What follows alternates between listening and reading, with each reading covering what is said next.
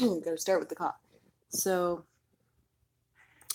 um, I suppose this is a weird thing to go live with, but from what I understand, it's a lot easier to upload videos if you just do it live. Obviously, that would be easier. Um, so I wanted to talk a little bit about something that everybody will always be talking about because it will always be happening. So I did a video a while ago on the Columbine kids and what I think was actually going on there. Oops, snap. My deepest apologies for that. Um, but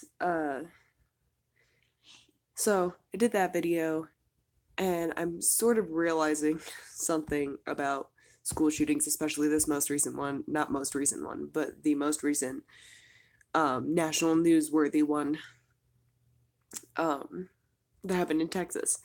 So, from what I understand, this gentleman, this young man, whatever, not gentleman, let's not call him that, but this young man had asked a young lady out, and she didn't respond well. Um, so that apparently is what the shooting was about. Now, what I want to talk about is, everybody's like, gun control this, and either get rid of all the guns, or we need more guns, we need to have guns in schools, which I'm not going to get into that. What I do want to talk about is the fact that one of the Columbine shooters, Dylan Klebold, in his journal, a lot of what he wrote about was a woman that he liked that didn't like him back. And a lot of his feelings, a lot of his hurt, and a lot of the reason why he didn't like that school and he didn't like the people there was because this girl, you know, didn't like him, didn't know he existed or whatever. And he just wanted to be loved according to his journal. Now, what is concerning to me is that there was another shooter. He used to be a YouTuber. He shot up a school as well. Not a school, I believe it was a college. Um, and it was because his girlfriend broke up with him. And so I think to start, because we all know that the way that these arguments go, um, is we will have these arguments, and then they will stop, and then it'll happen again, and then it'll it'll just cycle through like that. So I think to start, of course, we need you know more availability of mental health providers and professionals to help people out that have those issues, and to find those people and to get them that help that they clearly need, because a lot of these people do have warning signs, and they do have reasons why people should you know bring them somewhere and be like, okay, figure this out, because if you don't, something bad's gonna happen. But what we should be teaching, and I just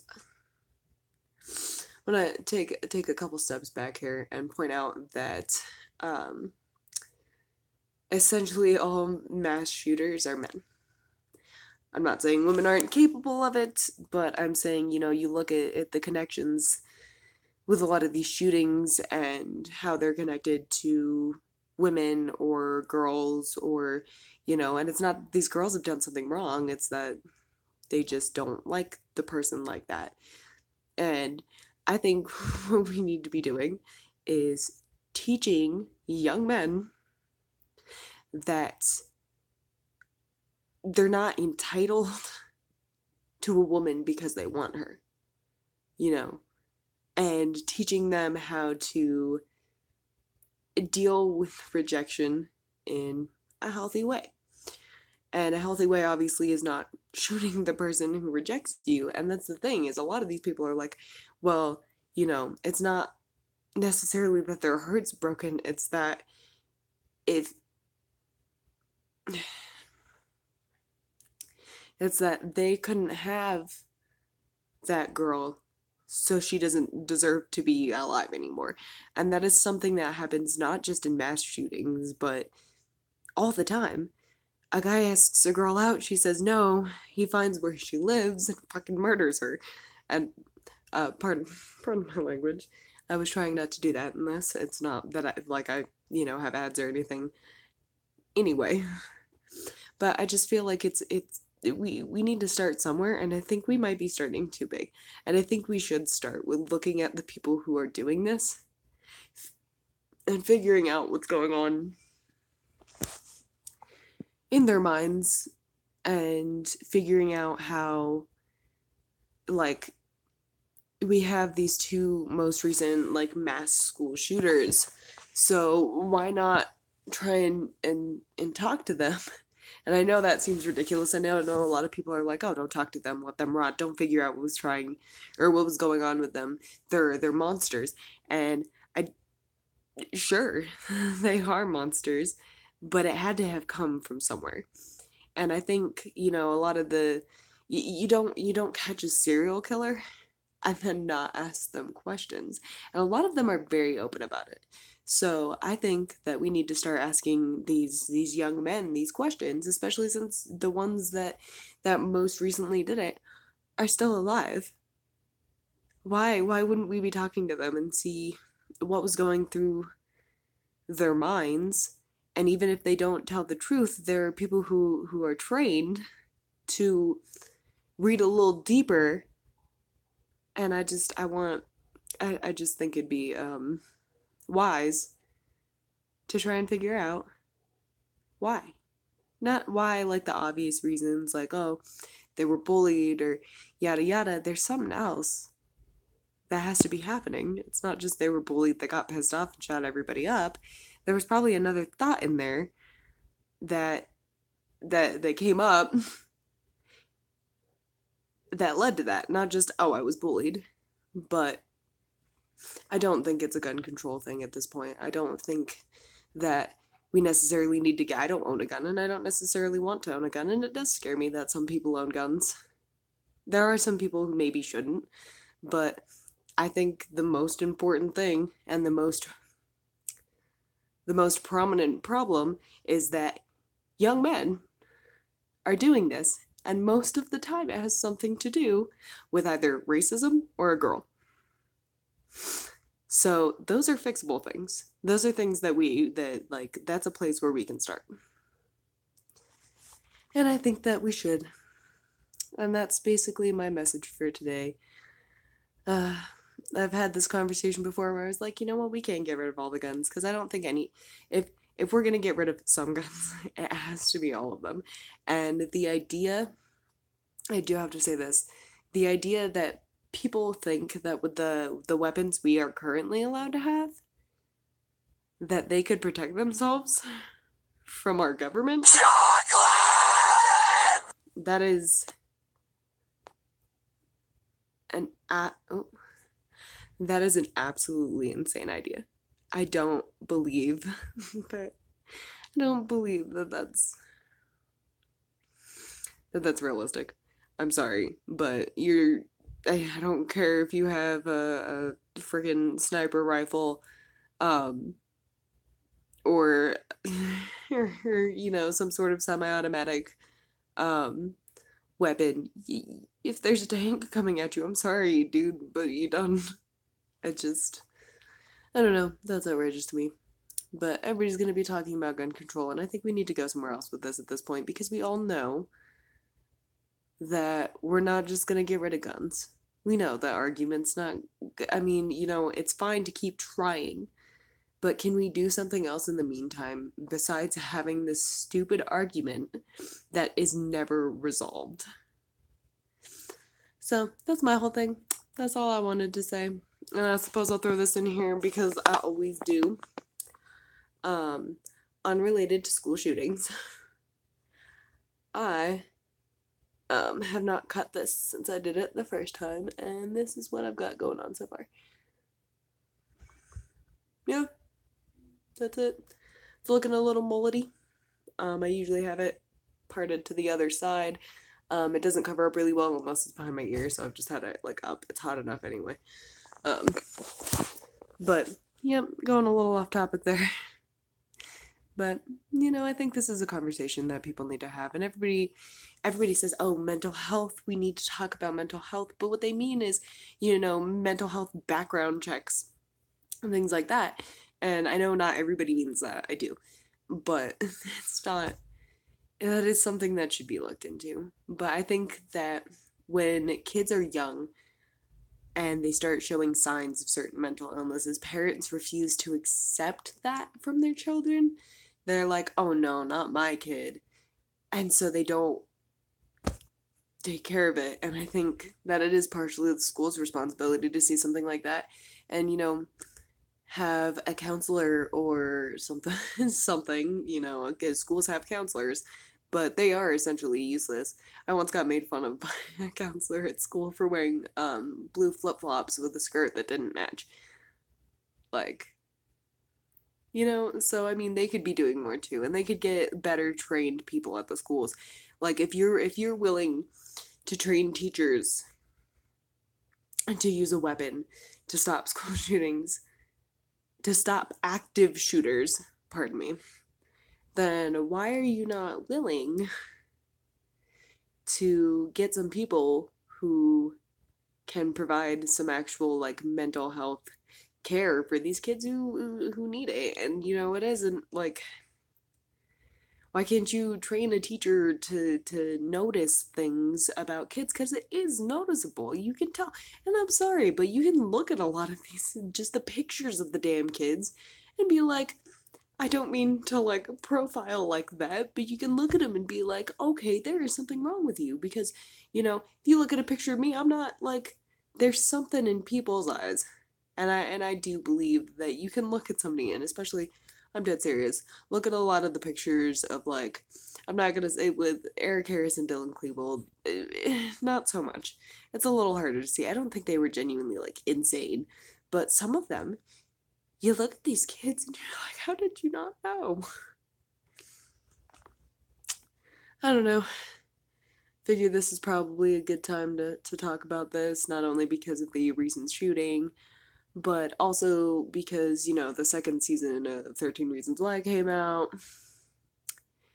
and they touch on some things that the schools should probably be seeing and that they're not, or they refuse to see. And there were moments with the Columbine kids, there were moments where they absolutely should have seen that and they should have done something about it. But I think it takes starting at a younger age, before kids build up like their full personality, because you can see those things. Like I've met kids, and when I met them, I wasn't like, "Oh, there's something off about that kid," necessarily, but you can kind of get a feeling for it, and you can see the way these kids act, and you're like, "Okay, I kind of see how you might be when you get older," and that concerns me.